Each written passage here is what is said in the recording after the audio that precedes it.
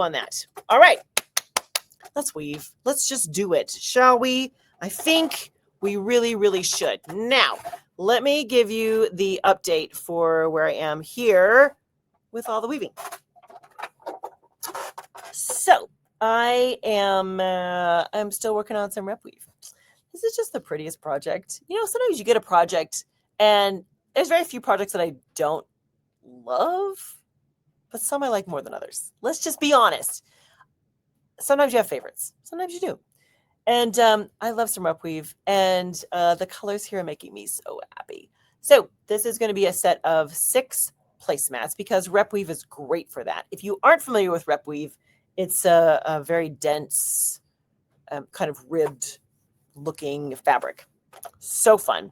So I've just finished one of the placemats, and I did a whole section here in the really, really tiny weft so that it's really fine, and I can actually create hems for it. So I've got a nice big section for hems. I'm getting ready to start the next placemat. I thought this was kismet that we were going to be together.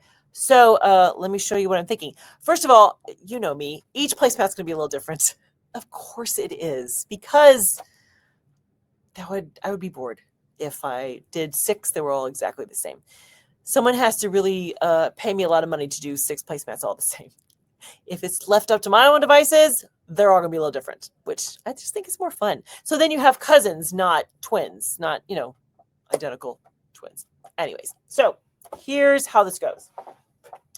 For rep weave, it is a warped faced fabric. That means that all you see are the warp yarns. That's it. That's the whole goal. So your warp yarns here are really like shoulder to shoulder, like no air in between, like they are butt up against each other, because the idea is that you only want to see these yarns. The weft yarns are there purely for texture and kind of holding it together. But I think planning a rep weave project is so fun because of that fact right there. Because check this out. For me, I kind of think of it in 2 layers, basically 2 different options. So here's the first one. Look at this, all warm colors. So I did kind of like a pale yellow all the way to a dark, it's a black or a dark purple. So kind of sunset colors, right? It's lovely. Here's the other option, all cool colors. So this is a whole variety of light to very dark blues. But here's what I wanted to play with is that this option does a faster repeat. I like to think of the colors as rolling. So they kind of roll light to dark, back to light, back to dark, quicker than this one where it's just one kind of field, light to dark. That's kind of part of the inner workings of my brain. You should probably be very scared that if you can imagine being inside my head, that should terrify you a little bit. So, okay. So let's talk about how I'm going to start this next placemat. With rep weave, you always have 2 different wefts. One is very, very tiny. Like I like to actually go even smaller than the size of your warp yarn. I like to go really little. Here's what I'm using. It's like sewing thread just about. I don't know where you can't even, can you? Can you see it right there? Like it's so tiny. But I love the color. I wanted to kind of fade into the background. The size was perfect for this because this particular weft is just helping us switch so that we have the right yarns on top. You'll see what I mean. The other weft, though, has to be significant. Like you want it to be, I take 5 yarns and pull them together to get the kind of size that I wanted ultimately. And if my warp yarns are all 8/4, this is like 5 of those same size yarns put together to create the ribs that I want for the fabric. So that is me setting the scene. Let's actually weave something. All right. Let's see. Where am I? There we go. Okay. So here is my thought. The first placemat over here was kind of a 3 of one color, 1 of the next, 3 of one, 1 of the next. This one is going to be like a nice even kind of block. That's what I'm thinking. So just I don't know if we'll do 3 of each, 2 of each, 4 of each, 2 of each. We'll do 2 of each. Okay, here we go. All right, so what's interesting about rep weave is that you don't do a follow the leader kind of situation with one shuttle and the other. Like if you're doing overshot, you're always doing background shuttle, pattern shuttle, background shuttle, pattern shuttle, like constantly back and forth, back and forth. With this, you don't do that because it all depends on what your design is. That's what dictates which shuttle goes next. So in this case, if I'm throwing the really chunky shuttle, whatever color's on top, that's what's going to show. Now, because of the pattern I'm thinking of, I don't really want the blue ones to show next. So I'm going to throw this little guy next. By the way, with this kind of fabric, here's another little tip that I have. Because the one weft is so chunky, there's so much in it, I don't just wrap it in there. I like to kind of spread them out, like stagger them. So I'll do that by hand when it's all done. Just a little something to chew on. You don't have to, of course, but that's just a little quirk that I like to do with rep weave.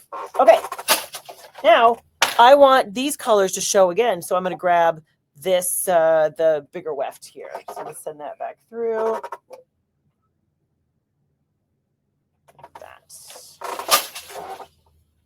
Now, I'm going to do 2 of each. So I do want the blue to show. So the big chunky one, it's going to go right back through. So I'm not, see what I mean? You don't necessarily do a follow the leader kind of situation. It just depends on every time you want these colors to show, you do the chunky weft. And if you don't, you do the really tiny one that just kind of placeholder. All right. So we'll do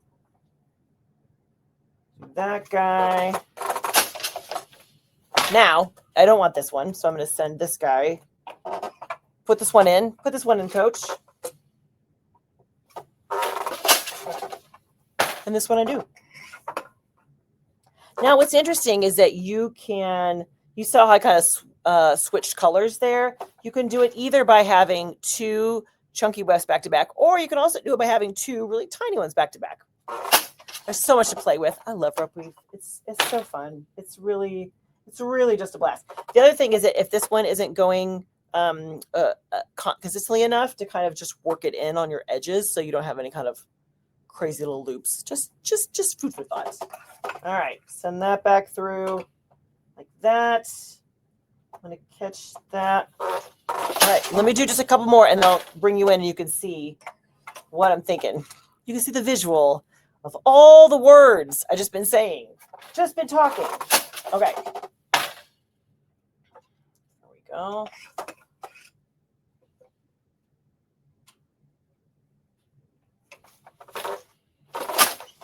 Okay.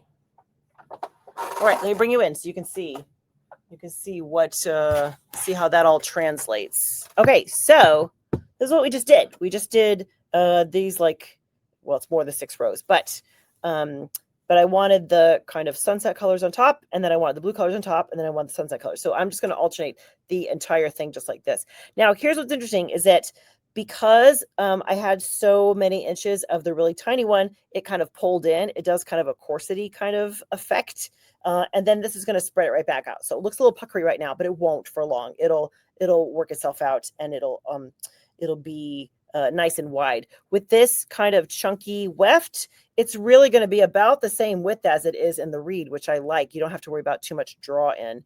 The tiny yarn is going to pull in automatically, but the second you put this back in, you are sitting pretty. Okay. What?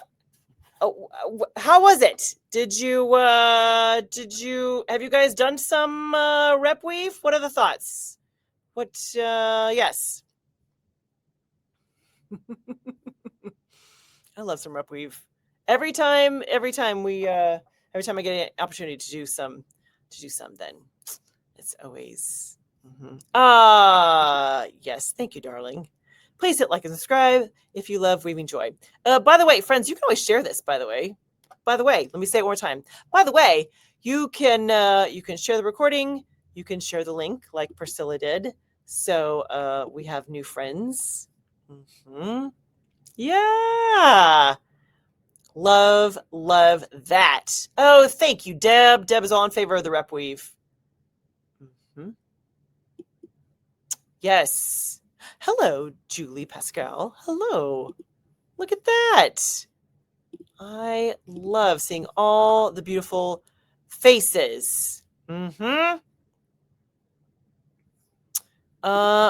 right.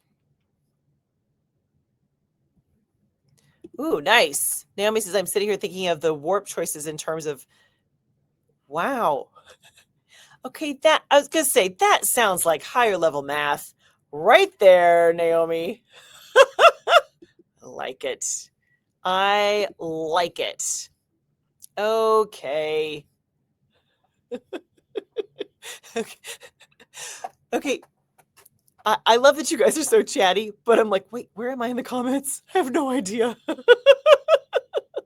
Oh, interesting. Connie's like, nope. She's like, thumbs down for the rep weave. It looks too ruggy. It's too ruggy. But she likes mine. Okay, well, thank you, Connie. I'll take it. I'll take it. Brittany's all in favor. She's like, good colors. Thank you. Thank you. Jennifer Fowler, she's like, yep, put me in. I want to try. I like it. Ooh, hello, Patsy. My first visit. Welcome. Learning so much. I'll be back. Excellent. We'll watch for you. We'd love that. Yes. Oh, this is a very good point, Naomi. It's on my to-do list, but it is yarn hungry.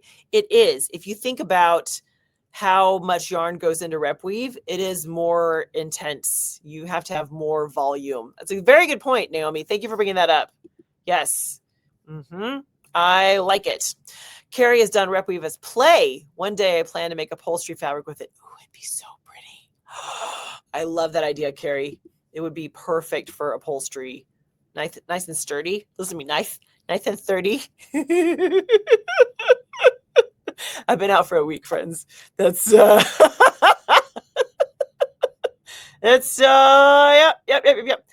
Okay, lovelies.